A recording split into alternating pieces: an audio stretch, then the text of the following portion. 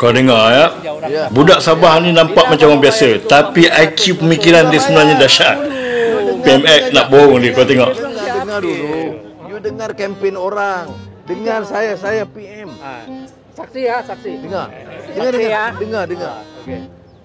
Ya, saksi. Betul. Berapa kita ambil daripada Sabah?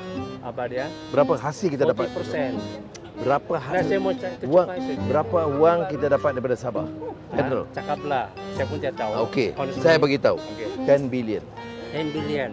So Okey, kalau dengar kita. Berapa kita bagi pada Sabah?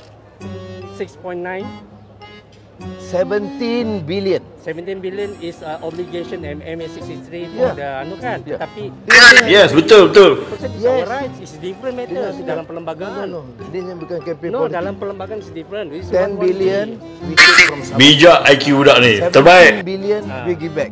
Apa 40% mana? 40% the tax revenue is different. It's already in the constitution. Ya, it's in the Yes, betul. Dia punya obligation dalam MA63. Yeah. Kalau infra, You kalau ni, infra, you cakap you obligation, berapa kita ambil pun you tak tahu.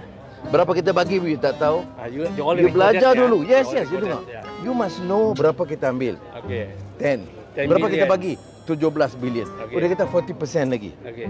Ya, bincang elok-elok. Berapa kita bagi? 17. Dari mana 7 itu? Kau cakap dengan budak tu lah, cakap dengan orang lain pasal apa? Takut ke? Ya, kita bagi extra 7. Jadi dengarlah kalau tak setuju.